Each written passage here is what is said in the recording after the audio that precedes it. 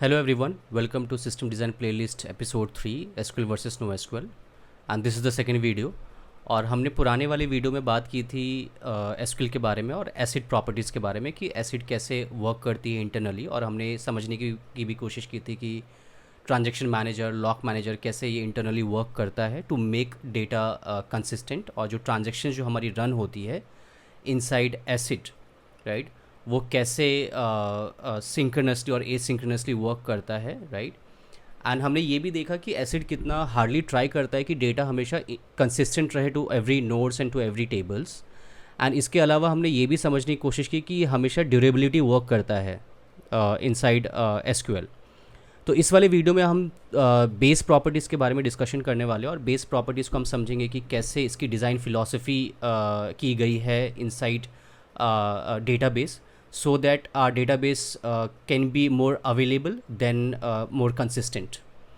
And इसके अलावा क्योंकि अभी तक हमने कंक्लूजन ड्रॉ नहीं किया है कि दोनों के बीच में और क्या क्या डिफरेंसेस हैं, और क्योंकि हमें एसिड और बेस के बारे में अच्छे से बात करना था बिकॉज सारी चीज़ें इसी के अराउंड रिवॉल्व होती है, तो आज हम इस वीडियो में कंक्लूजन भी ड्रॉ करेंगे और जो भी रेस्ट ऑफ द पॉइंट्स जो मैंने लिखे हुए हैं उसको भी कवर करेंगे। एंड लास्ट में ये भी देखने की कोशिश करेंगे कि कोई भी सिस्टम जब हमें इंटरव्यू में बिल्ड करने के लिए दिया जाता है तो कैसे हम किसी भी डेटाबेस को कैसे हम चूज़ करें और कौन सा डेटाबेस किस पर्टिकुलर फीचर के लिए होना चाहिए, वो भी हम डिस्कशन करेंगे।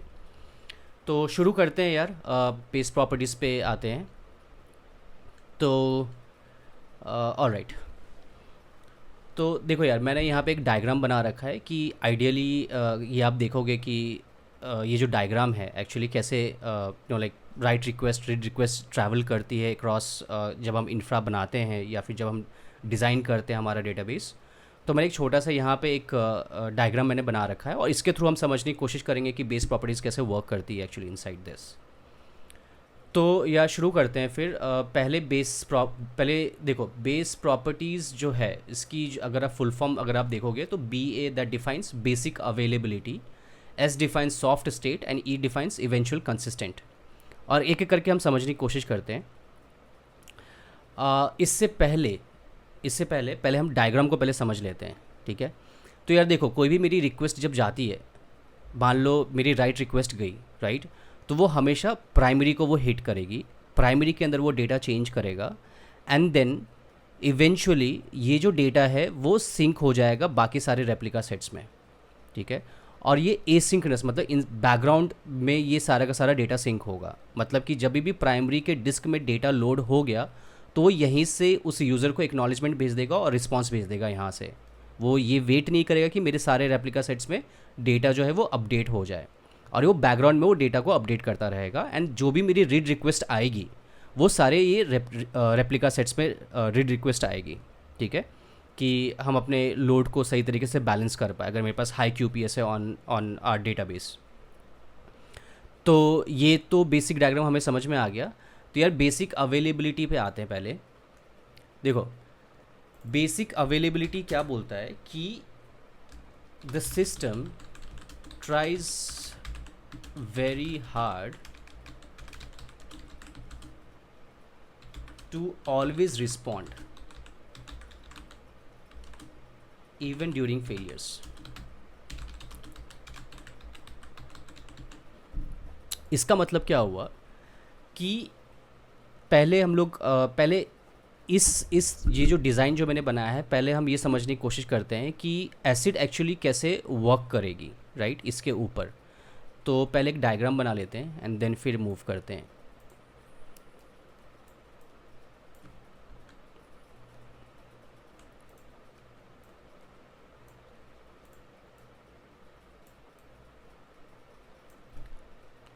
अगर मेरा एसिड मान लो, अगर मेरी एसिड प्रॉपर्टीज़ होगी, ठीक है, और मैं इस स्टेप का अगर सिस्टम बिल्ड करता हूँ तो मेरा क्या होगा, पहले एक क्लाइंट होगा,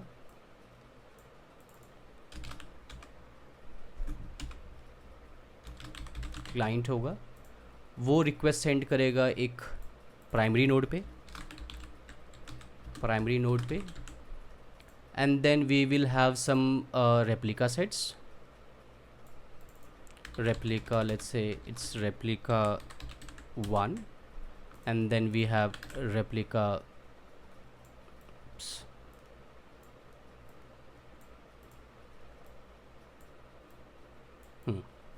रेप्लिका 2, ये मेरा रेप्लिका 2 है।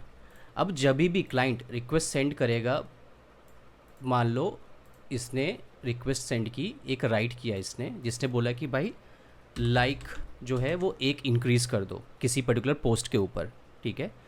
प्राइमरी नोड क्या करेगा, प्राइमरी नोड ये रिक्वेस्ट पहले अपने अंदर स्टोर करेगा अपने डिस्क में, एंड देन फिर ये रिक्वेस्ट यहाँ पे इसको रेप्लिका 1 को भेजेगा कि भाई लाइक जो है इंक्रीज़ कर दो, ठीक है। बोला ठीक है, लाइक इंक्रीज़ कर देता हूँ मैं। हाँ, लाइक इंक्रीज़ कर दो, and same thing happens for this also, ठीक है। एंड देन जब ये सारे नोड्स, जब सारे के सारे नोड्स जब अपडेट हो जाएंगे और हर जगह डेटा जब सेम रहेगा, राइट, क्योंकि मेरा यहाँ पे लाइक पहले 100 था, एंड देन वो अब वो 101 हो गया, यहाँ पे भी फिर मेरा लाइक 101 हो गया, यहाँ पे भी फिर मेरा लाइक 101 हो गया। नाउ ये जो जब यहाँ पे जब सारे रेप्लिका सेट्स में जब डेटा अपडेट हो जाएगा, देन फिर इसके बाद इसको एक्नॉलेजमेंट भेजेगा कि यार मैंने डेटा अपडेट कर लिया है, एक्नॉलेजमेंट, ठीक है। एंड फिर इसके बाद सेम फॉर रेप्लिका 1 जो है प्राइमरी नोड को भेजेगा कि भाई मैंने डेटा अपडेट कर लिया है, राइट। तो इसका मतलब यहाँ पे ये है कि यहाँ पे जब तक सारे डेटा मॉडिफाई नहीं हो जाते सारे रेप्लिका सेट्स में, तब तक ये प्राइमरी नोड इस यूज़र को कभी भी रिस्पांस नहीं भेजेगा। जैसे ही उसको सारे जगह से एक्नॉलेजमेंट आ जाएगी, तब जा करके ये रिस्पांस इसको भेज देगा।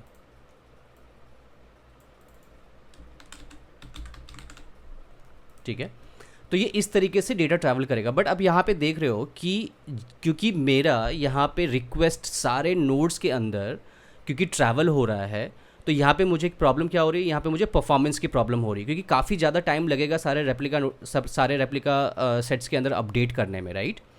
एंड देन फिर इसके बाद जब प्राइमरी नोड जब मेरा डेटा अपडेट कर लेगा तो क्लाइंट को भेज देगा।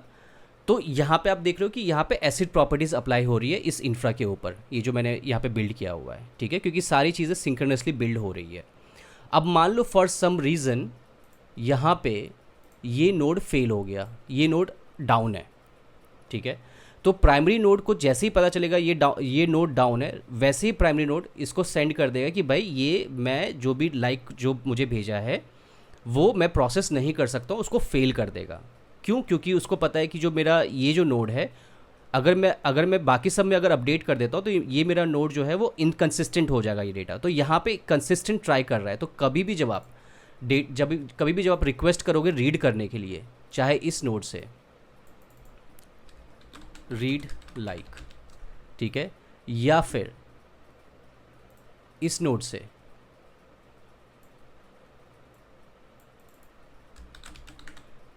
तो हमेशा आपको फ्रेश डेटा मिलेगा, राइट। क्यों? क्योंकि यहाँ पे मेरा हर सारे रेप्लिका सेट्स में मेरा डेटा क्या है, कंसिस्टेंट है यहाँ पे, राइट। बस प्रॉब्लम ये था कि मेरे एपीआई में परफॉर्मेंस इश्यू आ जाएगी क्योंकि टाइम लगेगा उसको, और या तो अगर मेरा एक भी रेप्लिका अगर मेरा डाउन हुआ तो वो हमेशा फेल ओवर भेज देगा क्लाइंट को, right. So this is how acid properties work on this system. But now जब बेस की हम बात करते हैं, मैं इसको साइड कर देता हूँ क्योंकि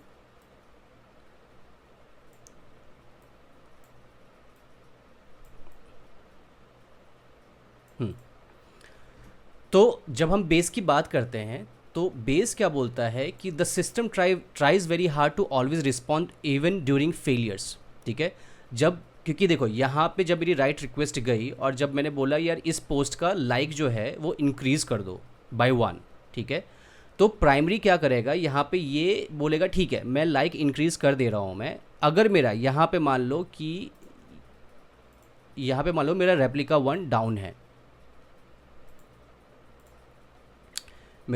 1 डाउन है, ठीक है, तो प्राइमरी को कोई फ़र्क नहीं पड़ता है। उस प्राइमरी बोलता है कि भाई मैंने अपने अंदर डेटा स्टोर कर लिया, मैंने अपने डिस्क में अपडेट कर लिया है, मैं बस यहाँ से इसको रिस्पॉन्ड मैं कर दूँगा, ठीक है। मैं बोल दूँगा ठीक है मैंने, क्योंकि एक जगह कहीं पे बस स्टोर होना चाहिए, बाकी मैं बैकग्राउंड में कभी भी मैं बाकी सारे रेप्लिका सेट्स को अपडेट कर सकता हूँ मैं, राइट। बट जब ये चीज़ हम करते हैं तो प्रॉब्लम क्या होता है कि मान लो मेरा लाइक यहाँ पे मेरा लाइक यहाँ पे 100 से 101 हो गया प्राइमरी में, लेकिन जब भी उस टाइम पे रीड रिक्वेस्ट आएगी बाकी रेप्लिका सेट्स पे, तो मेरा जो डेटा है वो फ्रेश नहीं होगा क्लाइंट को, मतलब मेरा डेटा यहाँ पे इनकन्सिस्टेंट है, लेकिन मेरा यहाँ पे सिस्टम अवेलेबल है, ठीक है। तो इसलिए हम बोलते हैं कि या तो मैं अवेलेबिलिटी चूज़ कर सकता हूँ या तो फिर मैं कंसिस्टेंसी चूज़ कर सकता हूँ, दोनों चीज़ मैं चूज़ नहीं कर सकता हूँ यहाँ पे एज़ पर कैप थ्योरम। तो यहाँ पे क्या हो रहा है कि मेरा डेटा जो है यहाँ पे फ्रेश है, सॉरी फ्रेश नहीं है मेरा यहाँ पे, लेकिन जब भी मेरा रेप्लिका कोई भी रेप्लिका डाउन होता है तो मेरा मुझे जो परफॉर्मेंस है वो मुझे हमेशा हाई मुझे मिलेगा।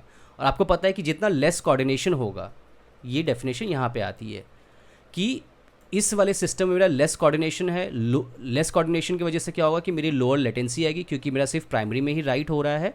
इसके वजह से मुझे हायर थ्रूपुट मिलेगा। मैंने आपको बताया था कि अगर लेटेंसी हाई है तो थ्रूपुट गिरेगा, नीचे जाएगा, अगर लेटेंसी अगर लो है तो मेरा थ्रूपुट बढ़ेगा, क्योंकि उसकी उस पर्टिकुलर नोड की कैपेसिटी बढ़ जाती है कि जितने भी नंबर ऑफ रिक्वेस्ट आ रहे हैं वो सारे रिक्वेस्ट को रिस्पॉन्स कर पा रहा है, which means I will have a better horizontal scalability. Means अगर मैं यहाँ पे एक और नोड ऐड कर दूँ, यहाँ पे रेप्लिका 4 ऐड कर दूँ या रेप्लिका 5 ऐड कर दूँ, मेरे परफॉर्मेंस में कोई दिक्कत नहीं आएगी and I will have broad horizontal scaling, right.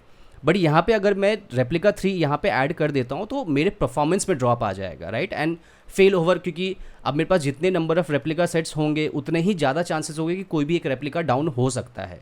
But यहाँ पे रेप्लिका डाउन होने से हमें कोई प्रॉब्लम नहीं हो रही है। So this is the basic availability, which means कि ये सिस्टम जो है पहले रिस्पॉन्ड करेगा, देन फिर वो डेटा जो है बैकग्राउंड में सारे रेप्लिका सेट्स में अपडेट करेगा, राइट, क्योंकि डेटा सिंक जो है ये बैकग्राउंड में हो रहा है। ये this is the async process, ठीक है। इतना ये समझ में आ गया होगा आप लोगों को कि हमेशा ये ट्राई करता है कि पहले रिस्पॉन्ड करो, उसके बाद हम देख लेंगे डेटा हमें बाद में अपडेट करना है या नहीं करना है, राइट। एंड देन फिर मान लो ये रेप्लिका अगर डाउन भी है तो जब ये अप होगा तो इसका डेटा ऑटोमेटिकली वो अपडेट हो जाएगा। अगर ये डाउन है तो ऑब्वियसली इसके ऊपर कोई रीड रिक्वेस्ट नहीं आएगी, क्योंकि ये रिक्वेस्ट सर्व नहीं कर पा रहे, राइट। बाकी सारी read request replica different replicas पे आ जाएंगे। सो this is what basic availability means. And उसके बाद फिर बात करते हैं सॉफ्ट स्टेट की, ठीक है। तो मैंने बताया कि डेफिनेशन इसका बेस प्रॉपर्टीज़ का basic availability, then soft state and then eventual consistency, ठीक है। तो सॉफ्ट स्टेट क्या कहता है? सॉफ्ट स्टेट ये बोलता है कि मान लो मेरा रेप्लिका ए पे, रेप्लिका 1 पे लाइक्स मेरा 101 है, ठीक है। रेप्लिका 2 पे मेरा 100 लाइक्स है, क्योंकि हो सकता है कि रेप्लिका 1 तो सिंक हो गया लेकिन रेप्लिका 2 अभी तक सिंक नहीं हुआ। उसी बीच में यूज़र ने रिक्वेस्ट भेज दिया हमें to read how many likes this post has, right. तो हो सकता है कि रेप्लिका 2 में भी डेटा सिंक नहीं हुआ, जिस वजह से अभी जो डेटा है वो स्टिल शो कर रहा हो, right. So this is how, एक मिनट इसकी स्पेलिंग रॉन्ग है। तो रेप्लिका 2 में हमें 100 लाइक शो कर रहे हैं। तो ये जो रेप्लिका 2 है, ठीक है, ये बोलता है कि nobody manually changed replica 2, which means state can change over time even without new client request. इसको समझने की कोशिश करते हैं। तो यार देखो, ये बोलने की कोशिश कर रहा है कि द मोमेंट जब आपने रिक्वेस्ट सेंड किया, राइट रिक्वेस्ट सेंड की कि किसी उस पोस्ट का लाइक इंक्रीज़ कर दो, ठीक है, तो क्या हुआ, क्योंकि मेरा प्राइमरी जो है वो अपडेटेड है, हो सकता है कि मेरे जो बाकी रेप्लिका सेट्स हैं वो अपडेटेड ना रहे, लेकिन ये बोलना चाह रहा है कि जो बाकी रेप्लिका सेट्स है उसमें स्टेट जो होगा उस पर्टिकुलर पोस्ट का वो हमेशा स्टेल होगा और सॉफ्ट स्टेट होगा, राइट। लेकिन वो क्योंकि इन दैट मोमेंट ये बोलना चाह रहे हैं कि मैं वो उसको बैकग्राउंड में लाइक इवेंचुअली मैं उसको चेंज कर दूंगा, राइट, बिना किसी यूज़र के रिक्वेस्ट किए बिना। मतलब देखो, ये state can change over time with even without new client request. ये लाइन किस लिए है कि ये बोलना चाह रहा है कि बिना, जब अगर यूज़र मान लो रीड करता है, ठीक है, तो यूज़र के रीड के ऊपर डिपेंडेंट नहीं है मेरा कि रेप्लिका 2 में वो स्टेट चेंज हो जाएगा, क्योंकि ये मेरा ये जो जॉब चल रहा है, जो सिंकिंग की जो जॉब चल रही है, इसमें किसी की भी इंटरफेरेंस की ज़रूरत नहीं है, ये ऑलरेडी बैकग्राउंड में चल रहा है, राइट। तो इसका मतलब ये है कि जब यूज़र रिक्वेस्ट करेगा तो उसको हमेशा स्टेल डेटा दिखेगा या सॉफ्ट डेटा दिखेगा, राइट, उसको फ्रेश डेटा नहीं दिखेगा। लेकिन ओवर टाइम ये डेटा बैकग्राउंड में ऑटोमेटिकली चेंज होता रहेगा बिना किसी यूज़र के रिक्वेस्ट के किए बिना।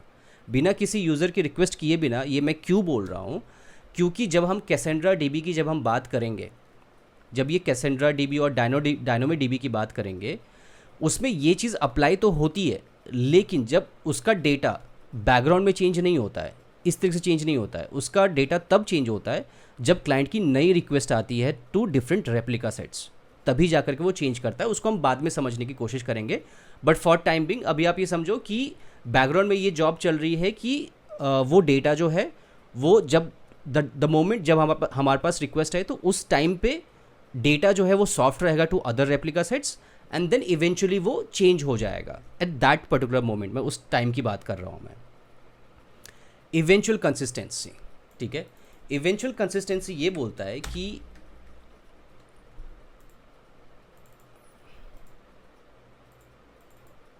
इवेंचुअल कंसिस्टेंसी ये बोलता है कि डेटा may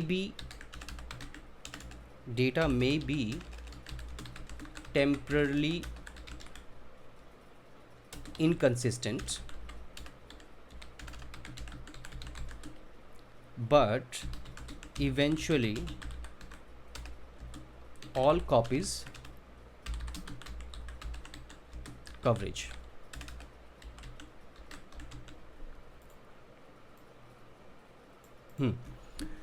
जब ये रिक्वेस्ट, जब मैंने बताया कि सॉफ्ट स्टेट के बारे में, जब ये रिक्वेस्ट आई उसके बाद क्या होगा कि जो बाकी रेप्लिका सेट्स में हैं, यहाँ पे ये रेप्लिका सेट या फिर ये रेप्लिका सेट या फिर ये रेप्लिका सेट, यहाँ पे डेटा जो है ऑटोमेटिकली अपडेट हो जाएगा। डेटा में be temp inconsistent to these replica sets, but eventually ये जो डेटा है वो अपडेट हो जाएगा टू दीज रेप्लिका सेट्स।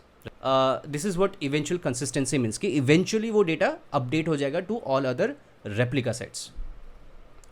तो ये समझ में आ गया आपको कि बेसिक अवेलेबिलिटी का मतलब क्या होता है और कैसे ये एसिंक्रोनसली डेटा ट्रैवल करता है टू डू सच जॉब्स कि सारे रेप्लिका सेट्स में डेटा अपडेट हो जाए। एंड अगर हम एसिड प्रॉपर्टीज़ लगाने की कोशिश करेंगे टू दिस डिज़ाइन, तो आप समझ लो कि यहाँ पे क्या क्या प्रॉब्लम्स आ सकती है, राइट। मैं लिख भी देता हूँ मैं यहाँ पे, you know, the first thing is performance issue, right. Then second is आपका लेटेंसी इंक्रीज़ होगा। देन आपका high fail over chances, right, but data will be consistent to every nodes or instances और DBs, कुछ भी कह लो आप। तो ये इसमें हमें ये चीज़ मिल जाती है एसिड प्रॉपर्टीज़ में। लेकिन यहाँ पे हमें क्या मिलता है, यहाँ पे भी हम लिख लेते हैं, इसका ट्रेड ऑफ्स लिखना बहुत ज़रूरी है। यहाँ पे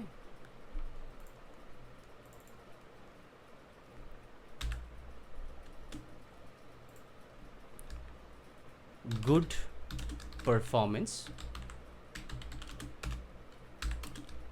high availability,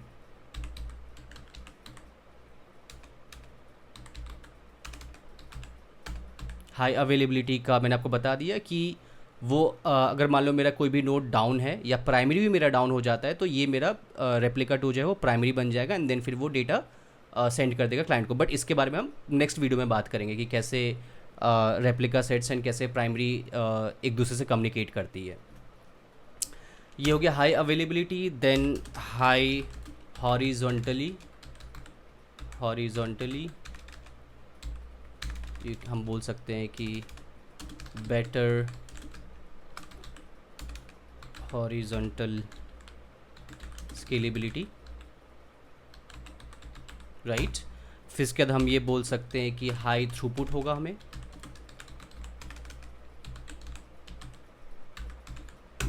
and we can say lower latency, but the problem is we will get eventual consistency. Eventual consistency मतलब कि for time being data consistent नहीं रहेगा बाकी रेप्लिका सेट्स में, बट इवेंचुअली वो कंसिस्टेंट हो जाएगा। So this is the difference of like this is the trade off this base properties. और क्योंकि ये डिज़ाइन फिलोसफीज़ है, फिलोसफी के बारे में हम बाद में बात करेंगे। सो this is how things works internally, ठीक है। तो ये मैंने ट्रेड ऑफ्स मैंने लिख दिए इन दोनों के।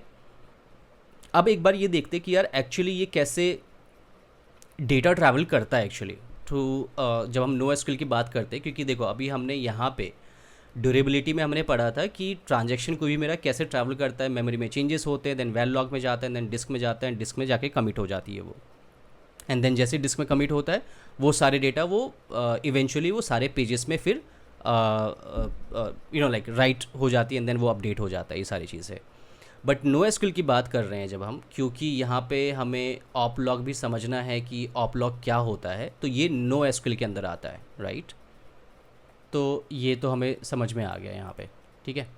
अब देखते हैं यार कि कैसे एक रिक्वेस्ट ट्रैवल करती है यहाँ पे, ठीक है। Let's move to that point.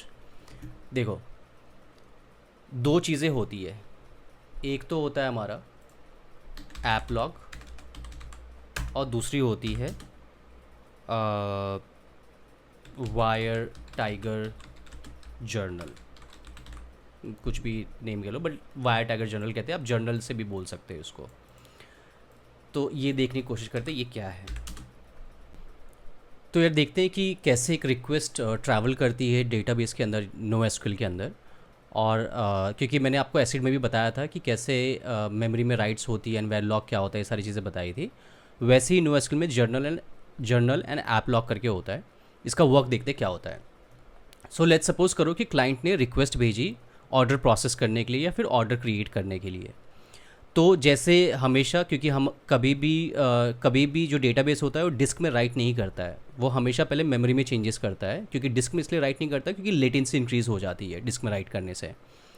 तो सबसे पहले मेमोरी में चेंजेस होता है, एंड देन मेमोरी में चेंजेस होने के बाद पहले रिक्वेस्ट जाती है जर्नल के पास। अब जर्नल क्या होता है, जर्नल का काम होता है कि जैसे आपको मैंने यहाँ पे वैल लॉग बताया था, वैल लॉग जैसे कि जो भी स्टेट होता है डेटा का, वो स्टेट अपने पास स्टोर करके रख लेती है, राइट। एंड देन क्योंकि ये अपेंड ऑनली होता है, तो यहाँ पे भी जर्नल जो होती है वो अपेंड ऑनली होती है कि कभी भी जब मुझे क्रैश हो तो क्रैश में रिकवरी कर पाऊँ मैं, रिकवरी, राइट। एंड इसमें मुझे और क्या मिलती है, ड्यूरेबिलिटी मिलती है मुझे, ड्यूरेबिलिटी, ठीक है। ये चीज़ मुझे इसमें मिल जाती है जर्नल के अंदर। तो मेरा यहाँ पे रिक्वेस्ट आया, मेमोरी में डेटा मॉडिफाई हुआ, वो मॉडिफाई होने के बाद जर्नल के अंदर वो स्टेट को चेंज करता है। वो स्टेट चेंज होने के बाद ये जाती है डिस्क में राइट होती है, ठीक है। अब यहाँ से ये जो डिस्क है यहाँ पे ये चीज़ कमिट हो जाती है, जैसे ही डिस्क में जाता है ये कमिट हो जाती है,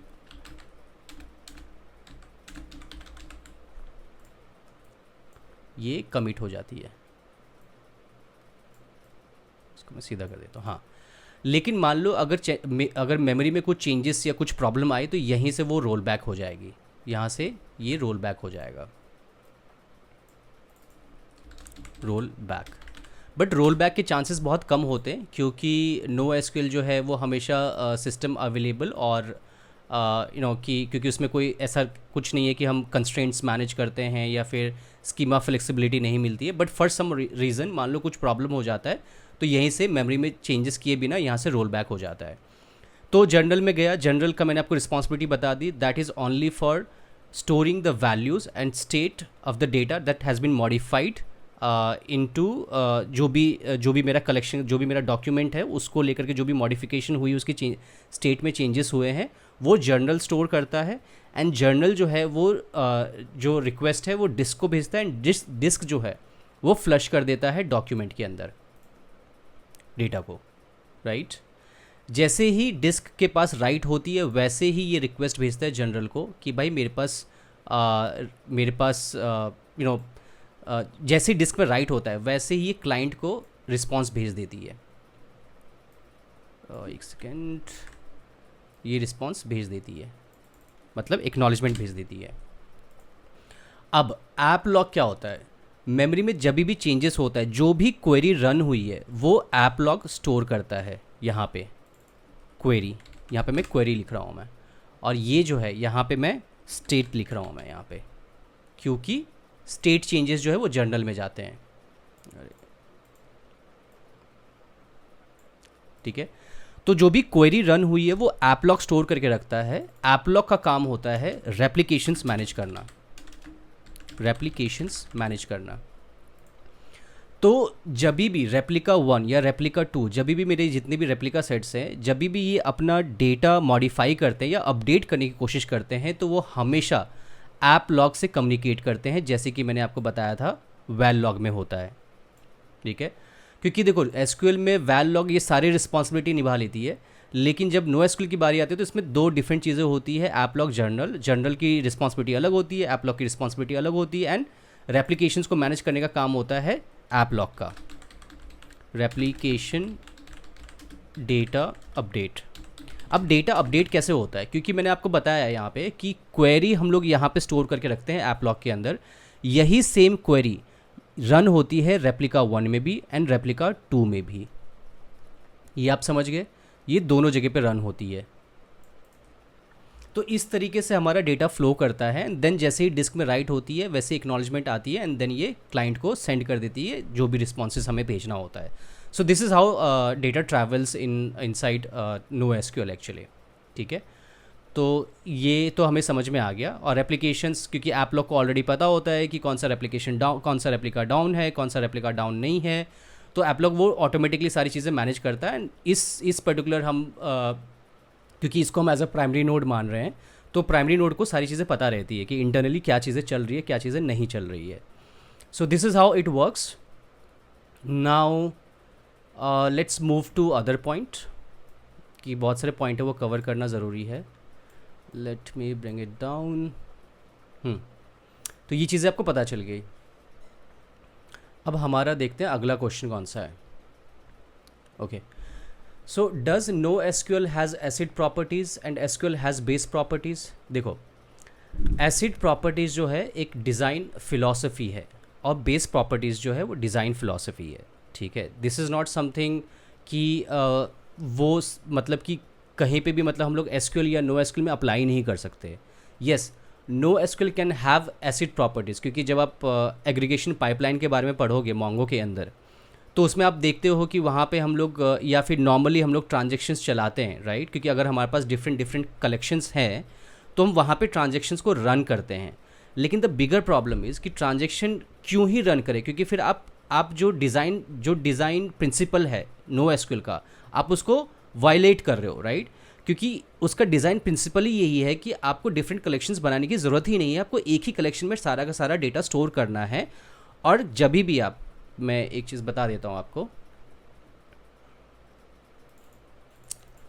ये मैं उठा लेता हूँ एंड देन या सो this is okay, let me, हाँ। सो इस पॉइंट को समझने की कोशिश करते हैं हम लोग। Does no SQL has acid properties? No, this is not true.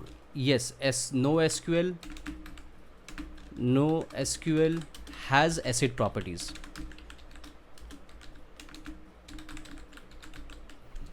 लेकिन जब आप एसिड इम्प्लीमेंट कर रहे हो नो एसक्यूएल के अंदर, तो मैंने आपको बताया क्योंकि इसका जो डिज़ाइन है, देखो जैसे मैं ऑर्डर कलेक्शन की यहाँ पे बात कर रहा हूँ, मैं कभी भी जो एटॉमिक होती है, जब भी कोई क्वेरी रन होती है किसी कलेक्शन के ऊपर नो एसक्यूएल के अंदर, तो वो जो क्वेरी है वो हमेशा एटॉमिक होती है। इसका मतलब ये है कि कोई भी उसी टाइम पे दूसरी क्वेरी आती है जो सेम स्टेट को चेंजेस करने की कोशिश करती है, वो हमेशा वेट करेगा अंटिल फर्स्ट जो क्वेरी है वो रन ना हो जाए इस पर्टिकुलर कलेक्शन के ऊपर, राइट। लेकिन जब हम बात करते हैं डिफरेंट डिफरेंट कलेक्शंस, जब हम बात करते हैं डिफरेंट डिफरेंट कलेक्शंस और हमें ट्रांजैक्शंस जब रन करनी होती है, एक्चुअली ये इसके लिए बना ही नहीं था। जब फर्स्ट टाइम NoSQL इंट्रोड्यूस किया गया था उसमें कोई भी देर वॉज नो ट्रांजेक्शन्स, ऐसा कुछ था नहीं। लेकिन इवेंचुअली लोगों को ज़रूरत पड़ी कि भाई इसमें भी, क्योंकि हमें डिफरेंट डिफरेंट कलेक्शंस की कभी कभी ज़रूरत पड़ जाती है, तो इसलिए उन लोगों ने यहाँ पे ट्रांजेक्शन्स इंट्रोड्यूस किया। But that is not optimized. मतलब जब मैं बात करूँ फर्स्ट टाइम जब कोई चीज़ मैं बिल्ड कर रहा हूँ मैं, तो मैं ये देख के बिल्ड कर रहा हूँ कि उसमें ट्रांजेक्शन्स मैनेजर होगा, लॉक मैनेजर होगा, ये सारी चीज़ें होगी। That would be more optimal compare to कि जो मैंने पहले बिल्ड नहीं किया और मैं उसके टॉप पे मैं ये सारी चीज़ें बिल्ड कर रहा हूँ मैं, right. So that would be slow. अब मैं यहाँ पे नहीं लिख सकता हूँ क्योंकि ऐसा कुछ वो नहीं है कि स्लो होता है transaction, but it's not optimal, right. क्योंकि NoSQL में तो हम सारा डेटा तो एक ही कलेक्शन में स्टोर करते हैं, तो why we need transactions there. But yes, for some reasons अगर डिफरेंट डिफरेंट कलेक्शंस है, कुछ ऐसी मजबूरी हो गई है, देन हम ट्रांजेक्शन यूज़ कर सकते हैं, but that is not the optimal approach. तो ऐसा नहीं है कि NoSQL के पास एसिड प्रॉपर्टीज़ नहीं है, बट क्योंकि NoSQL अवेलेबिलिटी को फॉलो करता है, तो इस वजह से इसका ये जो बेस प्रॉपर्टीज़ है, इसकी जो बेस थिंकिंग होती है, that is I want responsiveness first before everything synchronize, return success, fix later. इसका मतलब ये है कि पहले रिस्पॉन्स भेज दो यूज़र को and then will fix things later on. तो इस वजह से हम बोल सकते हैं कि ऐसा नहीं है कि NoSQL के पास एसिड प्रॉपर्टीज़ नहीं है, बिल्कुल है। क्या SQL के पास बेस प्रॉपर्टीज़ है? Yes, we have the base properties. क्योंकि अगर आप देखोगे कि आज के मॉडर्न एप्लीकेशंस के अंदर हम लोग इसी टाइप से डिज़ाइन को फॉलो करते हैं कि अगर हमारे पास PostgreSQL है तो हम एक प्राइमरी नोड रख लेते हैं and we could have different replica sets, and सारे रीड रिक्वेस्ट वो रेप्लिका सेट्स के ऊपर जाती है, एंड जो प्राइमरी है वो राइट रिक्वेस्ट हैंडल करती है, right. So this is how like कि आज के मॉडर्न प्लेटफॉर्म में ये सारी चीज़ें यूज़ होती है। तो ऐसा हम नहीं बोल सकते हैं कि SQL जो है, SQL के पास बेस प्रॉपर्टीज़ नहीं होती है, बट वी ऑलवेज ट्राई, क्योंकि SQL जो है वो हमेशा कंसिस्टेंसी को फॉलो करता है, तो इसलिए हम ट्राई करते हैं कि वहाँ पे एसिड प्रॉपर्टीज़ का ज़्यादा इस्तेमाल हो, राइट। तो हम ये लिख सकते हैं कि yes, SQL has base properties. तो यार ट्रेड ऑफ्स अभी पढ़ते हैं, trade offs of NoSQL versus SQL, और हम कह सकते हैं कंपैरिजन भी कह सकते हैं ट्रेड ऑफ्स और कंपैरिजन, और दोनों का लिखते हैं अपना क्या क्या दोनों में डिफरेंसेस है, because this is a conclusion part, क्योंकि जो अभी तक हमने पढ़ा है। तो मैं यहाँ पे लिख लेता हूँ SQL and I have which is NoSQL।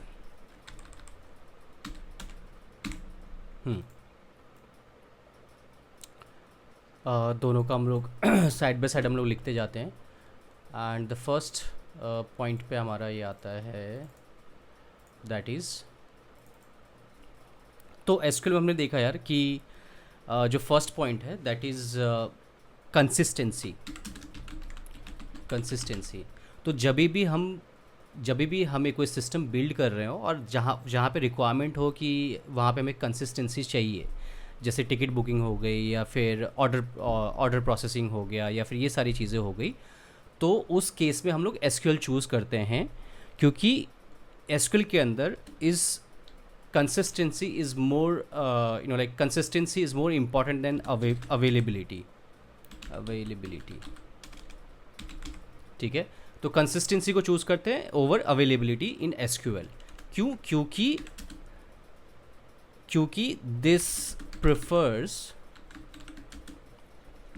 Rejecting during partition over serving stale और ambiguous data।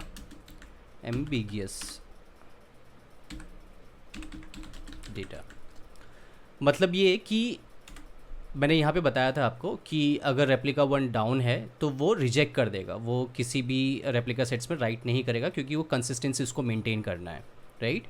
तो इसकी वजह से consistency over availability, this prefers rejecting during partition over serving stale और एम्बिगियस डेटा। एम्बिगियस डेटा मतलब कि डुप्लीकेट डेटा जो create हो जाते हैं, right.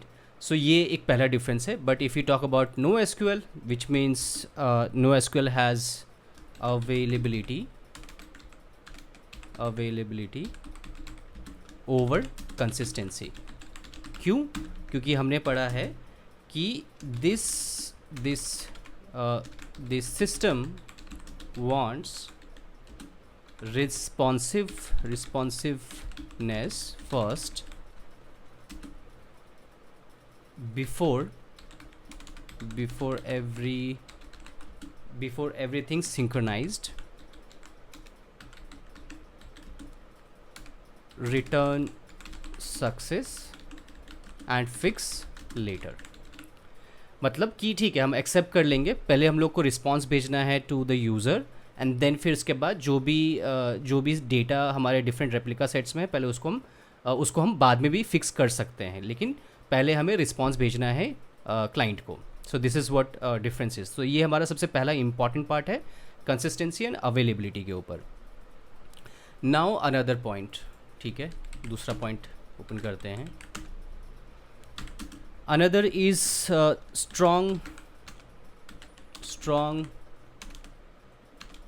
strong transaction guarantees because of native transaction manager। And जैसे फॉर एग्ज़ाम्पल हो गया आपका एग्ज़ाम्पल मनी ट्रांसफ़र हो गया, ऑर्डर लाइफ साइकिल हो गया,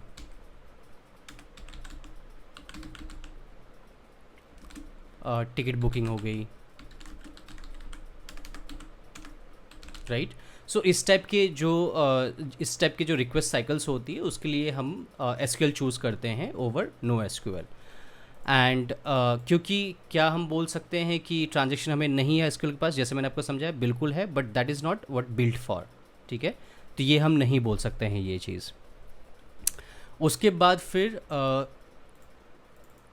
तीसरा पॉइंट एसक्यूएल का लिखते हैं हम लोग। Another point is which is relations.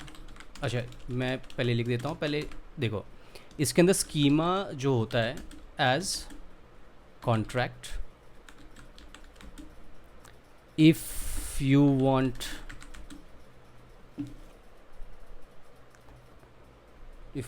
database to enforce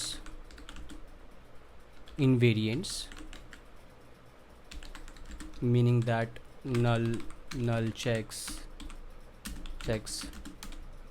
data type checks,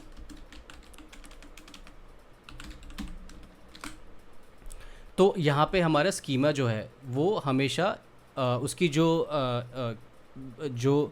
types होते हैं वो हम लोग एनफोर्स करते हैं कि जो रूल्स हमने सेट किए हैं और जो कंस्ट्रेंट्स हमने सेट किए हैं वो एग्जैक्टली वही स्ट्रक्चर फॉलो हो, इंस्टेड ऑफ कि कुछ भी हम डेटा हम लोग डंप कर दे रहे डेटाबेस के अंदर। एंड इसके वजह से हमें क्या मिलता है, इसके वजह से हमें मोर कंसिस्टेंसी और जो करप्टेड डेटा होता है वो हमें नहीं मिलती है इसके अंदर, राइट। बट वहीं पे अगर हम देखेंगे तो यहाँ पे हमें flexible schema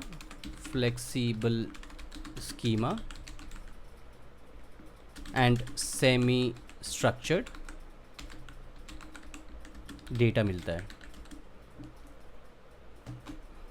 You can add nested objects also inside document। तो यहाँ पे हमें फ्लेक्सिबल स्कीमा मिल जाती है। So this is the one point. उसके बाद फिर आते हैं हम लोग तीसरे पॉइंट के ऊपर, विच इज़, देखो अब यहाँ पे इंडेक्सिंग की बात करते हैं। इंडेक्सिंग में हमें यहाँ पे जैसे बी ट्रीज़ हो गया, फिर इसके बाद आपका हैश हो गया, जिन हो गया, जिस्ट हो गया, फिर इसके बाद ब्रेन हो गया, ठीक है। ये सारे जो आपके इंडेक्सेस होते हैं, ठीक है, ये सारे इंडेक्सिंग जो कॉम्प्लेक्स इंडेक्सिंग होती है, आपकी कॉम्प्लेक्स इंडेक्सिंग आपको मिल जाता है इसके अंदर, ठीक है। तो क्या नो एसक्यूएल के अंदर इंडेक्सिंग नहीं होती है? यस होती है, नो एसक्यूएल के अंदर भी इंडेक्सिंग होती है, but that is not optimal. मतलब ऑप्टिमल इन सेंस आपको कॉम्पोजिट इंडेक्स मिल जाएंगी, प्राइमरी इंडेक्सेस मिल जाएंगे, बट आप बोलोगे कि क्योंकि देखो एसक्यूएल में हम रिलेशंस वगैरह हम ज़्यादा मेंटेन करते हैं, राइट। तो इस वजह से एसक्यूएल में इन सब इंडेक्सिंग की जो कॉम्प्लिकेटेड इंडेक्सिंग्स होती है उसकी ज़रूरत पड़ती है to make joints to other tables, और जो भी टेबल्स के ऊपर हम लगा रहे हैं, to fetch data as soon as possible, right, क्योंकि वहाँ पे लेटेंसी इंक्रीज नहीं होनी चाहिए। तो कॉम्प्लेक्स इंडेक्सिंग जो होती है वो एसक्यूएल के अंदर मिल जाती है। और जैसे मैंने यहाँ पे लिखा है कि जीआईएस डेटा, तो जीआईएस डेटा या देखो जियो स्पेशल जो डेटा होता है ना, वो मोस्टली हम लोग एसक्यूएल में स्टोर करते हैं, बट ऐसा नहीं है कि जियो स्पेशल डेटा हम लोग नो एसक्यूएल के अंदर स्टोर नहीं कर सकते हैं बिल्कुल भी। बट द प्रॉब्लम इज़, तो मैं यहाँ पे लिख सकता हूँ कि देखो द प्रॉब्लम इज़ कि अगर मान लो मेरा एक क्वेरी है कि मुझे फाइंड आउट करना है कि यूज़र की जो लैट लॉन्ग है उसके हिसाब से मुझे नियरेस्ट के जितने भी रेस्टोरेंट्स है 2 किलोमीटर रेंज के अंदर वो सारे फाइंड आउट करके देने के लिए, ठीक है, ये एसक्यूएल भी परफॉर्म कर लेगा और ये नो एसक्यूएल भी परफॉर्म कर लेगा। But when it comes to complexity, कि एक काम करो कि यार रेस्टोरेंट्स के बगल में जितने भी टाइप के रेस्टोरेंट्स हैं, and then there would be there can come कि मुझे इस टाइप के फूड की ज़रूरत है, तो ये जो कॉम्प्लेक्सिटी जो यहाँ पे बढ़ रही है वो एसक्यूएल बहुत अच्छे से मैनेज कर लेता है। द रीज़न वाई, क्योंकि जो जीआईएस की जो ऑलरेडी क्वेरीज बनी हुई है वो बहुत अच्छे से परफॉर्म करता है एसक्यूएल के अंदर, और बहुत सारी ऐसी कॉम्प्लेक्स क्वेरीज बनी हुई है जिस वजह से SQL is the best for storing GIS data. But ऐसा नहीं कि नो एसक्यूएल के अंदर नहीं कर सकते, हम नो एसक्यूएल के अंदर हम कर सकते हैं, बट प्रॉब्लम इज़ कि वहाँ पे ये जो कॉम्प्लेक्स क्वेरीज़ है ये वो चीज़ परफॉर्म नहीं कर सकते। वहाँ पे 2D स्फीयर डेटाज हम लोग रखते हैं हम लोग, वहाँ पे हम लोग जो 3D डेटा अगर हमें चाहिए होता है तो वो नो एसक्यूएल अच्छे से परफॉर्म नहीं कर पाता है। So this is the reason कि हम लोग यहाँ पे नो एसक्यूएल के अंदर GIS data we can store, but there is no variety of complex queries available।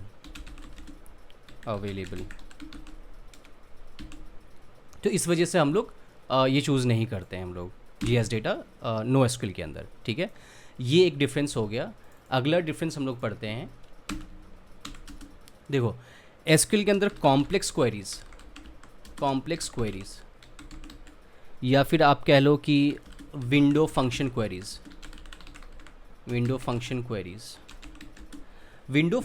का मतलब क्या है कि मान लो मुझे कुछ जैसे मान लो कि मुझे कुछ कैलकुलेट करना है ऑन द रियल टाइम, कि जैसे मुझे मूविंग एवरेज निकालनी है, राइट, मूविंग एवरेज, या फिर आप कह लो कि परसेंटाइल निकालना है, मुझे निकालनी है, या फिर टोटल रैंक्स निकालनी है मुझे, राइट। ये सारी जो कॉम्प्लेक्स क्वेरीज़ है, ये सारी क्वेरीज़ हम लोग एसक्यूएल के ऊपर बहुत अच्छे से हम लोग परफॉर्म कर लेते हैं हम लोग, राइट। बट नो एसक्यूएल के ऊपर हम ये परफॉर्म नहीं कर सकते हैं। The reason for that is क्योंकि एसक्यूएल हैज़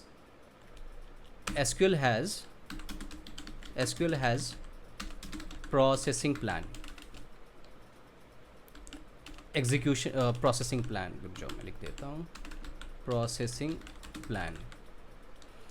ये प्रोसेसिंग प्लान अभी हम समझते हैं ये क्या है। देखो एसक्यूएल के अंदर सबसे पहले आता है एसक्यूएल पार्सर, ठीक है। मैं क्वेरी लिख देता हूँ कि select star from user where user ID, या फिर आप कह लो आईडी इक्वल्स टू 10, ठीक है। ये मेरी क्वेरी इसके ऊपर परफॉर्म हो रही है। इसको लूप कर देते हैं, ठीक है। SQL parser, then there it comes as, then there is as semantic analyzer, then there one more component comes which is a query optimizer, then उसके बाद फिर आता है हमारा एग्जीक्यूशन प्लान, एंड देन उसके बाद आता है एग्जीक्यूशन इंजन, एंड देन उसके बाद आता है हमारा रिज़ल्ट।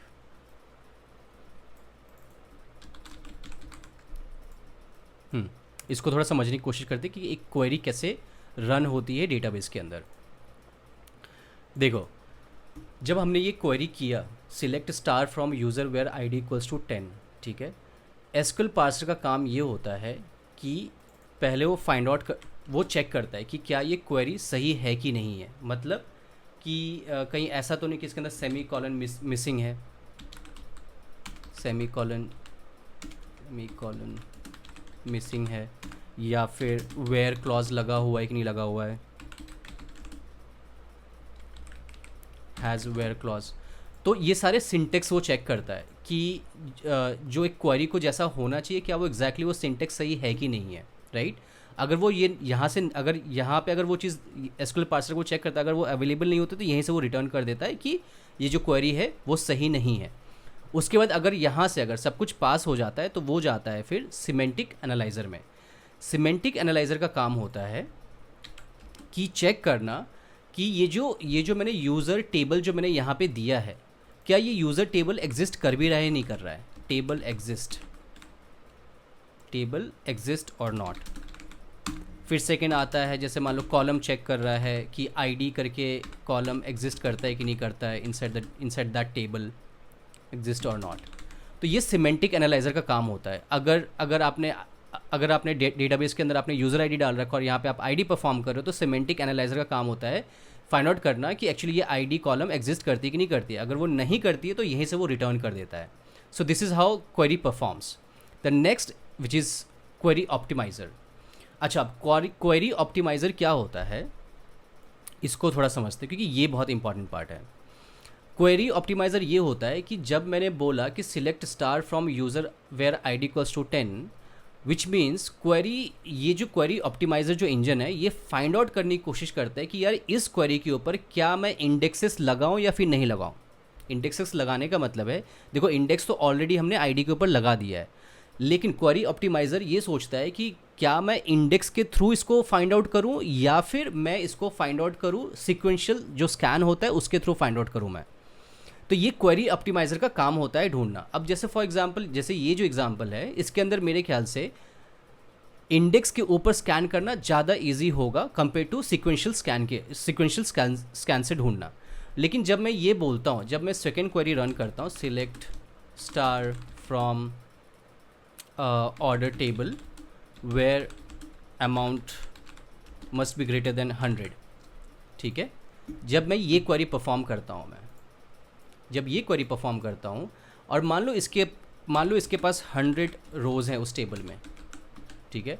अब ये क्वेरी ऑप्टिमाइज़र सोचता है कि यार क्या मैं यहाँ पे इंडेक्सेस के थ्रू फाइंड करूँ या फिर मैं डायरेक्टली सीक्वेंशियल स्कैन कर लूँ। तो सोचता है कि यार मेरे पास 100 रोज़ कम है, अगर मैं इंडेक्सिंग यूज़ करूँगा तो क्योंकि ये ग्रेटर देन 1000 ढूंढ रहा है, राइट, सॉरी 100 ढूंढ रहा है, तो इसमें क्वेरी से अगर मैं इंडेक्सिंग से ढूंढने के लिए जाऊँगा तो काफ़ी ज़्यादा टाइम लगेगा। तो ये क्या करता है सीक्वेंशियल स्कैन से ढूंढ लेता है, ये सीक्वेंशियल स्कैन करता है ये ऑन टेबल कि चेक करता है एक रो से कि इसका अमाउंट 100 से ऊपर है या नहीं है, एक एक करके वो चेक करता है, right. But when it comes to, मान लो यही सेम चीज़ अगर मैं परफॉर्म कर रहा हूँ मैं ऑन 100 मिलियन रोज,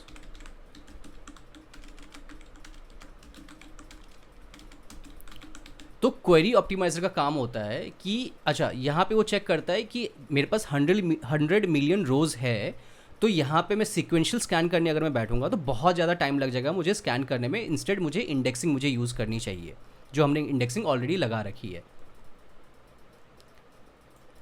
तो क्वेरी ऑप्टिमाइज़र क्या करता है, डिसाइड करता है, decides based on stats based on stats,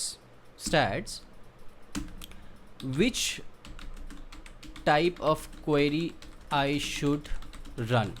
क्योंकि जब आप कॉम्प्लेक्स क्वेरी में जाओगे तो फिर जैसे मान लो मैंने ग्रुप बाय लगा दिया, तो क्या मुझे पहले ग्रुप बाय को रन करना है या फिर मुझे यूज़र की डिटेल्स को पहले फैच करना है देन उसके ऊपर ग्रुप बाय मुझे लगाना है. तो ये जो सारे डिसीजंस जो हैं वो क्वेरी ऑप्टिमाइज़र करता है ये सारी चीज़ें. तो कभी भी जब देखो जब ऐसे क्वेश्चंस आते हैं इंटरव्यू में, जब आपसे पूछे जाते हैं कि यार मेरा एक क्वेरी है, पहले से इसे वर्क कर रहा था बट सम हाउ रीज़न उसके अंदर लेटेंसी इंक्रीज़ हो गई है, तो there could be one chances और there could be one reason कि क्वेरी ऑप्टिमाइज़र सही से यहाँ पे डिसाइड नहीं कर पा रहा है कि उस क्वेरी को कैसे रन करना है डेटाबेस के ऊपर. तो ये भी एक आप आंसर बता सकते हो कि क्वेरी ऑप्टिमाइज़र में या फिर जो एग्जीक्यूशन प्लान जो है वो सही से नहीं चल रहा उस पर्टिकुलर क्वेरी के ऊपर. तो क्वेरी ऑप्टिमाइज़र का काम होता है डिसाइड करना है कि मुझे एक्चुअली इस रो को फेच कैसे करना है, राइट. तो ये इसका काम होता है. एग्जीक्यूशन प्लान, जब क्वेरी ऑप्टिमाइज़र जब डिसाइड कर लेता है तब एग्जीक्यूशन प्लान के पास जाता है. एग्जीक्यूशन प्लान डिसाइड करता है कि ठीक है मुझे पहले यूज़र के अंदर मुझे जाना है, उसके बाद फिर मुझे ये सीक्वेंशियल स्कैन करना है, फिर मुझे ये सारा का सारा जो स्टार मैंने मार्क किया तो मुझे ये सारे कॉलम्स मुझे लेके आने हैं. इस तरीके से वो अपना एग्जीक्यूशन प्लान अपने पास रखता है. एंड देन फिर उसके बाद एग्जीक्यूशन प्लान के बाद फिर ये क्वेरी जो होती है वो एग्जीक्यूशन इंजन में जाती है.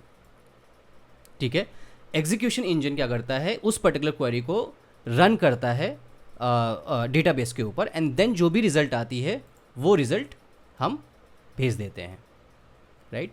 So this is how like कि एक क्वेरी कैसे परफॉर्म कर रही है डेटाबेस के अंदर, ये सारी चीज़ों के थ्रू हमें गुजरना पड़ता है. तो हम बोल सकते हैं जो कॉम्प्लेक्स क्वेरीज जो यहाँ पे रन हो रही है या फिर यहाँ पे विंडो फंक्शन क्वेरीज जो रन हो रही है यहाँ पे, क्योंकि हमारे पास क्वेरी ऑप्टिमाइज़र है वो हमेशा चेक करते रहते हैं कि कौन सा सबसे बेस्ट परफॉर्मेंस टाइप का हम एग्जीक्यूशन प्लान क्रिएट कर सकते हैं सो दैट कि ये रिज़ल्ट जो है as soon as possible with low latency हमारे पास रिज़ल्ट आ जाए, right. So this is how SQL has this benefit कि यहाँ पे हम कॉम्प्लेक्स क्वेरीज सारी चीज़ें हम रन कर सकते हैं. बट क्या ये जो एग्जीक्यूशन प्लान जो है, क्या ये जो मैंने सिस्टम यहाँ पे क्रिएट किया है, क्या ये नो एसक्यूएल के पास है, क्या ये प्रोसेसिंग प्लान नो एसक्यूएल के पास है? हाँ है. लेकिन आप जब बोलते हो कि जब कॉम्प्लेक्स क्वेरीज जब आप रन करते हो तो वो उतने ऑप्टिमल तरीके से नहीं कर पाता है. इस वजह से ऐसा नहीं है कि कॉम्प्लेक्स क्वेरीज रन नहीं कर सकते but they have no performance, उनके पास परफॉर्मेंस नहीं है. Complex queries can run but we won't get such performance due to it does not have optimized processing plan. ठीक है, तो ये बोल सकते हैं. इसको मैं साइड कर देता हूँ. ठीक है, उसके बाद फिर ये समझ में आ गया आपको. उसके बाद नेक्स्ट पॉइंट पर हम लोग मूव करते हैं कि देखो अब अगला पॉइंट समझते हैं कि इसके पास एसक्यूएल के पास हैज़ मैसिव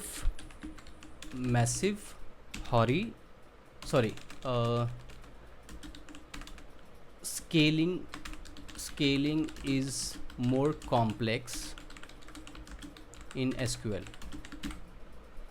लेकिन जब हम बात करते हैं नो एसक्यूएल की तो यहाँ पे मैसिव हॉरिजॉन्टल स्केल मिल जाता है हमें, स्केलिंग मिल जाती है हमें. कैसे, मैं आपको बताता हूँ. देखो यहाँ पे ये जो चीज़ हमने यहाँ पे पढ़ा था, ठीक है, इसको मैं हटा देता हूँ.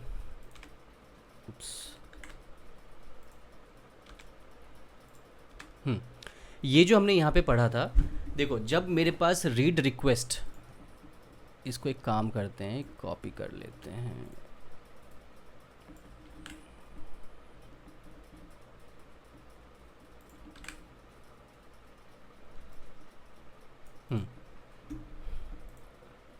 इसको नीचे कर देते हैं.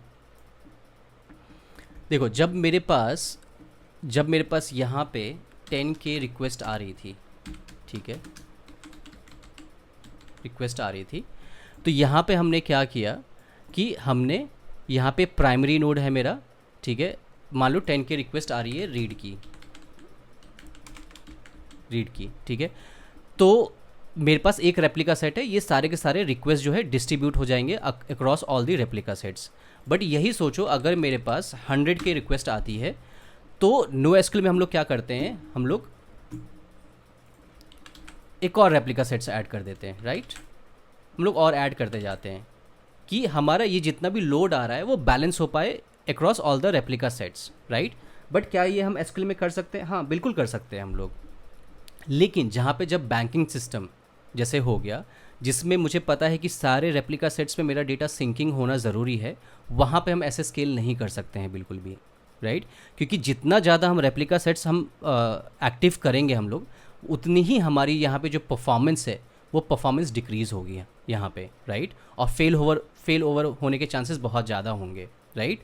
सो इस वजह से अगर मेरे पास बहुत अगर ह्यूज नंबर्स ऑफ रिक्वेस्ट आ रही है रीड की, तो यहाँ पे स्केल कर सकते हैं। तो यार हम यहाँ पे राइट्स की बात कर लेते हैं। राइट्स देखो, अभी तक तो हमने रीड्स की बात की थी, लेकिन जब हम राइट्स की बात कर रहे हैं तो लेट्स सपोज करो यार कि 10 के रिक्वेस्ट ऑफ राइट्स जब प्राइमरी पे आता है तो सब कुछ सही से चल रहा है, राइट। और प्राइमरी की कैपेसिटी है 12 के रिक्वेस्ट, 12 के QPS की इसकी कैपेसिटी है, ठीक है। अब मान लो ये 10 के से ये 100 के हो जाता है, तो अब इस केस में हम लोग क्या करेंगे? अब हम कैसे स्केल करेंगे?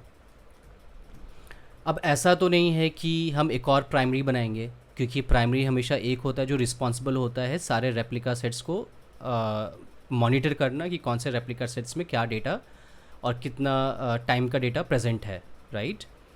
तो ये जो 100 के जो रिक्वेस्ट बढ़ा है, ठीक है, तो इस केस के लिए हमें क्या करना पड़ेगा? हमें शार्डिंग को फॉलो करना, शार्डिंग के थ्रू हमें जाना पड़ेगा। शार्डिंग के थ्रू कैसे जाएंगे, मैं आपको एग्जांपल दे देता हूँ एक। अभी हम लोग शार्डिंग के बारे में ज़्यादा डिस्कशन नहीं करेंगे, क्योंकि शार्डिंग का एक अलग से हम लोग वीडियो बनाएंगे ना, उसके ऊपर शार्डिंग प्रॉपर्ली सिर्फ शार्डिंग के ऊपर डिस्कशन करेंगे। बट मैं आपको क्योंकि हमारा यहाँ पे पॉइंट था कि मैसिव हॉरिजॉन्टल स्केलिंग कैसे हो सकता है जब मेरा राइट्स इंक्रीज़ होगा, तो और दोनों में क्या डिफरेंसेस होते हैं एसक्यूएल और नो एसक्यूएल के केस में। देखो, अगर मेरा एसक्यूएल है, ठीक है, मेरा क्लाइंट है यहाँ पे, राइट, एंड मैंने क्या किया, मैंने शार्ड कर दिया। शार्डिंग मान लो मेरा यूज़र 1 से लेकर के 100 तक इस शार्ड में है, ठीक है। फिर इसके बाद मेरा यूज़र 100 से लेकर के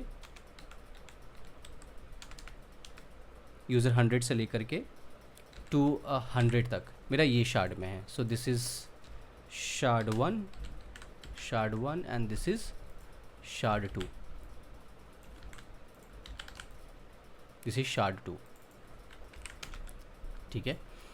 अब देखो, क्लाइंट ने रिक्वेस्ट भेजा, क्लाइंट बोल रहा है कि अब देखो यूज़र 1 to 100 यहाँ पे है, लेकिन जब ऑर्डर की बात करूँ तो ऑर्डर जो है वो 1 से लेकर के 50 तक का 1 से 50 तक का जो ऑर्डर है for the user ID of 1 to 50, वो ऑर्डर इस वाले शार्ड में प्रेजेंट है। एंड इस वाले शार्ड में ऑर्डर जो है वो 50 to 100 है,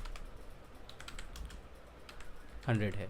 इसका मतलब ये है कि यूज़र आईडी 1 से लेकर के 50 जितने भी यूज़र्स हैं उसका जो ऑर्डर है वो इस शार्ड में प्रेजेंट है, राइट। अब मान लो मेरे पास रिक्वेस्ट आई यूज़र आईडी की, किसकी? यूज़र आईडी 56 की मान लो, ठीक है। हमारे पास एक हैश फंक्शन है, ठीक है, हैश फंक्शन जो आइडेंटिफाई करता है कि किस शार्ड में ये यूज़र आईडी प्रेजेंट है, ठीक है। तो इसने बोला कि यार यूज़र आईडी जो है वो शार्ड 1 में प्रेजेंट है, राइट। अब ये शार्ड 1 में प्रेजेंट है, ठीक है, बट मुझे उस पर्टिकुलर यूज़र का मुझे ऑर्डर चेक करना है, राइट। अब ये हैश फंक्शन ये सबके लिए ठीक है, मुझे उसका ऑर्डर चेक करना है। जो ऑर्डर जो है 56 का वो शार्ड 2 में प्रेजेंट है। फिर इसके बाद ये रिक्वेस्ट जाएगी यहाँ पे, ठीक है। फिर ये रिक्वेस्ट जो है यहाँ से ट्रैवल होकर के ऑर्डर फाइंड आउट करेगा यहाँ पे, क्योंकि हम जॉइंट्स लगा रहे हैं यहाँ पे, राइट। या फिर अगर हम ट्रांजैक्शंस भी लगा रहे हैं यहाँ पे, जो हम ऑर्डर क्रिएट करने की कोशिश कर रहे हैं, राइट। तो अगर आप यहाँ पे देख रहे हो तो यहाँ पे कॉम्प्लेक्सिटी बढ़ रही है। कैसे कॉम्प्लेक्सिटी बढ़ रही है कि पहले यूज़र मैंने यहाँ पे फाइंड आउट किया, फिर इसके बाद मेरा ऑर्डर यहाँ पे है, शायद से मेरा पेमेंट का जो डेटा है वो शार्ड 3 में प्रेजेंट है। तो मैं ये यहाँ पे क्या कर रहा हूँ, मैं यहाँ पे नेटवर्क कॉल कर रहा हूँ बार बार। यहाँ पे शार्ड 1 से मैं शार्ड 2 को कॉल कर रहा हूँ, शार्ड 2 से शार्ड 3 को कॉल कर रहा हूँ मैं, राइट। तो यहाँ पे मेरी कॉम्प्लेक्सिटी बढ़ रही है। कॉम्प्लेक्सिटी के साथ साथ मेरा जो परफॉर्मेंस है वो भी ड्रॉप हो रहा है यहाँ पे, क्योंकि यहाँ पे नेटवर्क कॉल्स हो रही है, राइट। तो इस केस में तो अब अगर आप देखोगे तो कितना मैनुअली कॉम्प्लेक्स बन रहे हैं सारी चीज़ें। सोचो आप millions and billions of users है आपके पास, तो सोचो आप कितने शार्ड बनाओगे आप। तो मैनुअली शार्ड ऐड करना कितना कॉम्प्लेक्सिटी बढ़ जाती है यहाँ पे, राइट। तो इस वजह से एसक्यूएल के अंदर अगर शार्डिंग ऐड करें तो कॉम्प्लेक्सिटी आएगी और मैनुअली भी हमें ऐड करना पड़ेगा, right. And for some reason मान लो शार्ड टू जो है वो मान लो इंक्रीज़ और डिक्रीज़ हो रहा है, तो हमें कंसिस्टेंट हैशिंग लगाना पड़ेगा। And then consistent hashing find out करेगा, जिसमें से हो सकता है कि कुछ कीज़ ड्रॉप हो जाए। ये सारी चीज़ें चलती है इंटरनली। तो इस वजह से क्या होता है कि एसक्यूएल में कभी भी जब हमारे पास ह्यूज राइट रिक्वेस्ट आती है तो हमें शार्ड करने के अलावा और कोई ऑप्शन बचता नहीं है यहाँ पे, राइट। जिसमें हम हॉरिजॉन्टली हम स्केल अच्छे से नहीं कर पाते एसक्यूएल के अंदर। But when it comes to no SQL, ठीक है, अब नो एसक्यूएल में अगर आप देखोगे, क्योंकि डेटा मेरा एक ही जगह पे प्रेजेंट है, यूज़र भी मेरा यहीं पे है, ऑर्डर भी मेरा यहीं पे है, मेरा पेमेंट्स भी इसी यूज़र के अगेंस्ट में, सब कुछ मेरा एक ही डॉक्यूमेंट में मेरा स्टोर है, राइट। तो मुझे किसी और शार्ड के पास जाना ही नहीं पड़ेगा मुझे, ठीक है। मुझे जब मैं डॉक्यूमेंट जब मैं अपडेट करूँगा तो मुझे सिर्फ एक कलेक्शन में अपडेट करना है। तो मैं इसको अगर मेरे पास ये मिलियंस ऑफ रोज़ हैं तो 1 से लेकर के 1000 तक का किसी और शार्ड में रख दूंगा मैं, और देन 1000 से लेकर के 10,000 तक का शार्ड डेटा किसी और शार्ड में रख दूंगा मैं। तो उससे मेरा क्या होगा, ठीक है, अगर मैं इसको अगर नो एसक्यूएल में अगर डिज़ाइन करूँ मैं, तो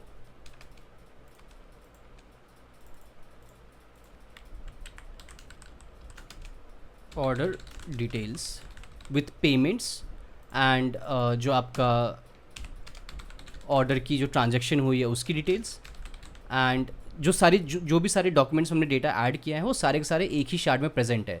तो जब भी ऑर्डर लाइफ साइकिल क्रिएट होगी तो सिर्फ हमें एक शार्ड को टच करने की ज़रूरत है। जो हैश फंक्शन वो खुद ही फाइंड आउट कर लेगा कौन से शार्ड में प्रेजेंट है, राइट।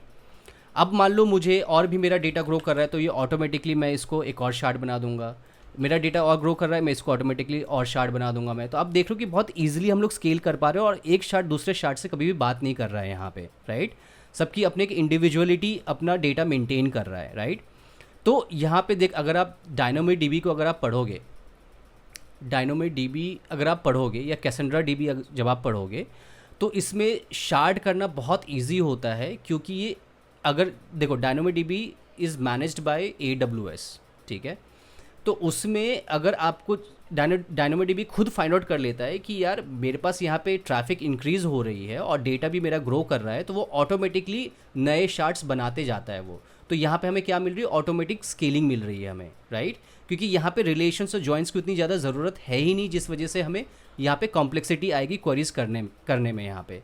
सो इस वजह से हम ये बोल सकते हैं कि जब मेरा राइट हो या रीड हो, जब मेरी मैसिव स्केल की ज़रूरत होगी तो मैं नो एसक्यूएल को प्रेफर करूँगा कंपेयर टू मैं एसक्यूएल को प्रेफर करूँगा, क्योंकि यहाँ पे कॉम्प्लेक्सिटी बढ़ रही है।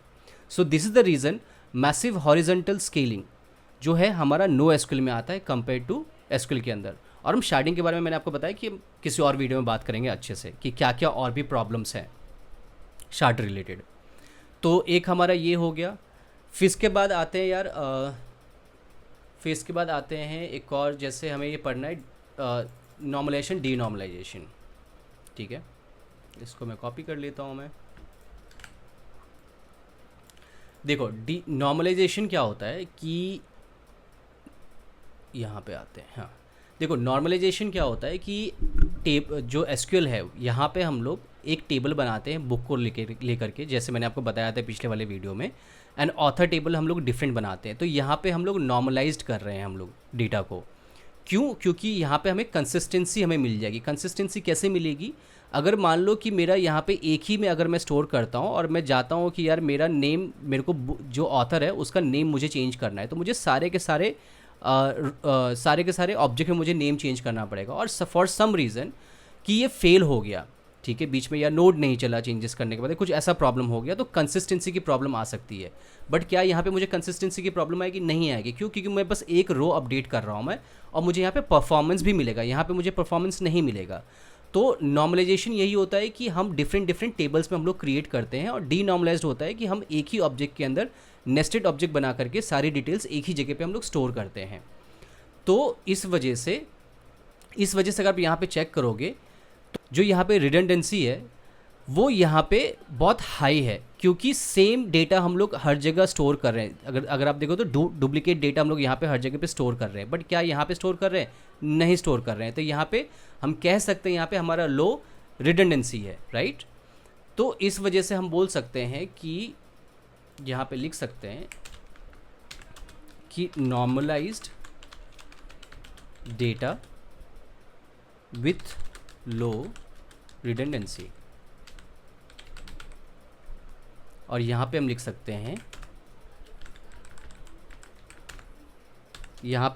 हैं, डी नॉर्मलाइज्ड डेटा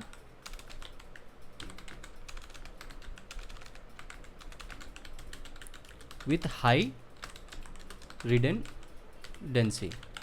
ठीक है, तो जब आपसे डिफरेंसेस पूछेगा कोई, तो आपको ये सारी चीज़ें बतानी है कि इसमें हमें नॉर्मलाइज्ड डेटा मिल जाता है, इसमें हमें डी नॉर्मलाइज्ड डेटा मिल जाता है, बट ट्रेड ऑफ होता है कि इसमें हाई रिडंडेंसी क्रिएट होती है, इसमें लो क्रिएट होती है। तो इस तरीके से हम लोग ये कर सकते हैं। इसको मैं साइड कर देता हूँ मैं। तो ये देखो, नॉर्मलाइजेशन डी नॉर्मलाइजेशन तो हमने पढ़ लिया, ये हमें समझ में आ गया, ठीक है। देखो, सीरियलाइज और डी सीरियलाइज क्या होता है? देखो, डी सीरियलाइज हर जगह पे होता है, चाहे आप लैंग्वेजेस उठा लो, चाहे आप कोई भी कंपोनेंट यूज़ कर रहे हो, कैशे यूज़ कर रहे हो, कुछ भी आप उठा लो। क्योंकि जो मेरा लैंग्वेज होता है, जब मैंने बोला कि यार ये मेरा डेटा जो है, मेरा एक काम करो कि select user dot update one where name something XYZ और सरनेम समथिंग XYZ मान लो, उसके बाद इसका एड्रेस मान लो, राइट। अब देखो, जो डेटाबेस होता है उसके अंदर ये डायरेक्टली डेटा तो ऐसे स्टोर नहीं होता, राइट। क्या होता है कि यहाँ पे मान लो मेरा ऑब्जेक्ट आया, ठीक है, ऑब्जेक्ट मेरा यहाँ पे ये आया है, राइट। अब एक कंट्रोलर होता है डेटाबेस के अंदर,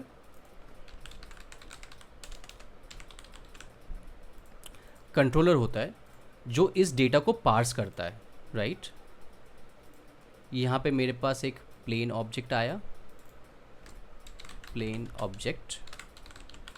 राइट, एंड प्लेन ऑब्जेक्ट को वो कन्वर्ट करता है बाइनरी में,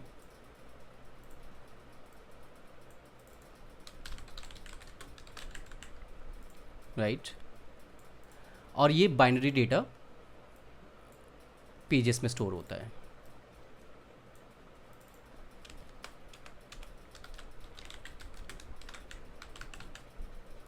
बाइनरी डेटा कन्वर्जन बोल सकते हैं। मैं ये एसक्यूएल की बात कर रहा हूँ मैं। तो इसमें यहाँ पे क्या हो रहा है, क्योंकि भाई यहाँ पे तो हम लोग डायरेक्टली प्लेन ऑब्जेक्ट तो हम लोग स्टोर कर नहीं सकते, क्योंकि एसक्यूएल की अपनी एक फाइल होती है, अपना एक डेटा स्ट्रक्चर होता है उनका, तो वो लोग बाइनरी में स्टोर करते हैं, राइट। तो जब भी हम ये प्लेन ऑब्जेक्ट भेजते हैं तो ये सीरियलाइज होता है, राइट। सीरियलाइज होकर के वो बाइनरी में स्टोर होता है डेटाबेस के अंदर। लेकिन जब हम क्वेरी करते हैं कि मुझे एक काम करो, मुझे फाइंड वन करके दो, user ID equal to something this, ठीक है, तो फिर क्या होता है, हमारा डी सीरियलाइज चलता है कि बाइनरी में गया, देन फिर इसके बाद वो बाइनरी को फिर हमने प्लेन ऑब्जेक्ट में कन्वर्ट किया, एंड देन फिर वो प्लेन ऑब्जेक्ट को हमने फिर क्लाइंट को हमने भेज दिया, राइट। तो यहाँ पे अगर आप देखोगे तो मेरा सीरियलाइज और डी सीरियलाइज प्रोसेस हो रहा है यहाँ पे, राइट। लेकिन जब हम बात करते हैं नो एसक्यूएल की, ठीक है, तो ये क्या होता है, ये बीसन में कन्वर्ट होता है, ये बीसन ऑब्जेक्ट, राइट। एंड यहाँ पे स्टोर होता है बीसन डॉक्यूमेंट, बीसन डॉक्यूमेंट में स्टोर होता है। तो यहाँ पे अगर आप देखोगे तो बहुत, क्योंकि देखो बीसन का जो स्ट्रक्चर होता है वो बाइनरी जेसन टाइप में होता है, ठीक है। लेकिन ऐसे बहुत सारे कीज़ होते हैं जिसको हमें कन्वर्ट करने की ज़रूरत नहीं पड़ती है, राइट। तो यहाँ पे भी सीरियलाइज होता है NoSQL में। यहाँ पे मैं बात कर रहा हूँ SQL की, यहाँ पे बात कर रहा हूँ मैं NoSQL की।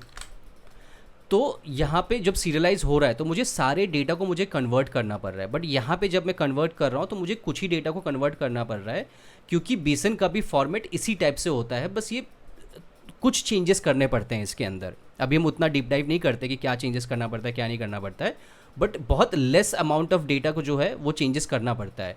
तो क्या इससे हमारे परफॉर्मेंस के ऊपर क्या हमारे इसके परफॉर्मेंस के ऊपर इम्पैक्ट डलता है? यस, इम्पैक्ट डलता है इसके ऊपर, इसके वजह से। तो सीरियलाइज जो है और डी सीरियलाइज जो है, अगर हम SQL की बात करें तो SQL में बहुत सारा डेटा मतलब सारे डेटा कन्वर्ट होते हैं बाइनरी में, जिस वजह से हमें लो परफॉर्मेंस मिलता है। बट वही हम बात करें NoSQL में, जिसमें हमें सीरियलाइज हमें बहुत लेस अमाउंट ऑफ डेटा को करना पड़ता है, जिस वजह से हमें परफॉर्मेंस की इशू उतनी नहीं होती है, राइट। तो हम बोल सकते हैं कि यहाँ पे serialised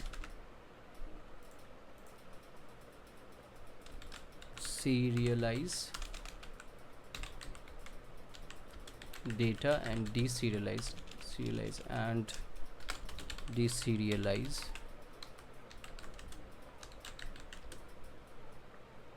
data little expensive,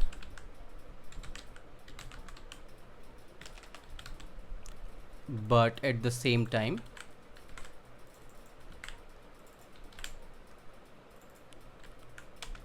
not much expensive, ठीक है। देखो सीरियलाइज, देखो अगर आप बात करोगे कि क्योंकि देखो मेरे पास डिफरेंट टेबल्स है SQL के अंदर, राइट। तो SQL का कहना ये है कि भाई ये जो है ये एंटिटी फर्स्ट मॉडलिंग है, ठीक है। तो यार ये एंटिटी फर्स्ट मॉडलिंग है, एंड ये जो है हमारा ये हम बोल सकते हैं रिलेशन मैटर्स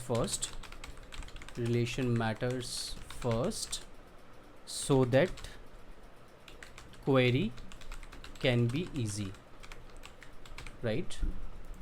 सॉरी, ये रिलेशन मैटर फर्स्ट इसमें आता है, ये एंटिटी फर्स्ट मॉडलिंग होता है, विच मीन्स हम ये बोल सकते हैं कि ये डिफरेंस है एक्चुअली इन दोनों के बीच में, राइट। तो इसको हम यहाँ पे ऐड कर देते हैं, और यहाँ पे जो है यहाँ पे हम बोल सकते हैं कि ये इसको हम बोलते हैं क्वेरी फर्स्ट मॉडलिंग,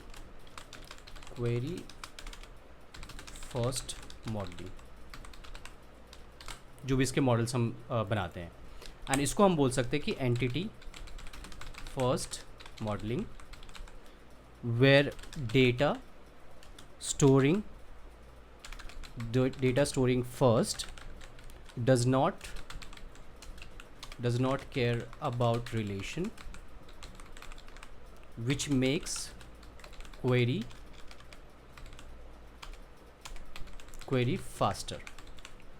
क्योंकि क्योंकि एक ही जगह पे हमने सारा डेटा रखा हुआ है, तो हमें रिलेशंस की ज़रूरत नहीं है, जिस वजह जब भी हम क्वेरी करेंगे तो वो एक ही जगह से सारा का सारा डेटा लेके आ जाएगा, और कोई जॉइंस की यहाँ पे रिक्वायरमेंट नहीं होगी, which will create low latency on the query. So this is what differences are between these two databases, ठीक है। इसके अलावा मैंने शार्डिंग की बात बताई दी आपको कि शार्डिंग कैसे इजी है NoSQL के अंदर, and sharding can be more complex on SQL। and consistency, obviously when it comes to consistency we'll always choose SQL. When it comes to availability then it will choose NoSQL over SQL। तो यही सारे points हैं। इसके अलावा आपको ये चीज़ समझ में आ गया कि सीरियलाइज डीसीरियलाइज क्या होता है, नॉर्मलाइजेशन और डीनॉर्मलाइजेशन समझ में आ गया आपको। अब मैं यहीं पे इस वीडियो को मैं एंड करता हूँ। मैं अगले वीडियो में हम रीड राइट रेशियो और when to choose which database के ऊपर हम बात करेंगे, कुछ Q&A करेंगे, हम लोग डिस्कशन करेंगे हम लोग। तो अगले वीडियो में मिलते हैं। आज का वीडियो हम यहीं पे एंड करते हैं क्योंकि it will become very long, तो इतना सारा अगर हम एक साथ पढ़ेंगे तो दिमाग में जाएगा भी नहीं। ठीक है, will see you in next video.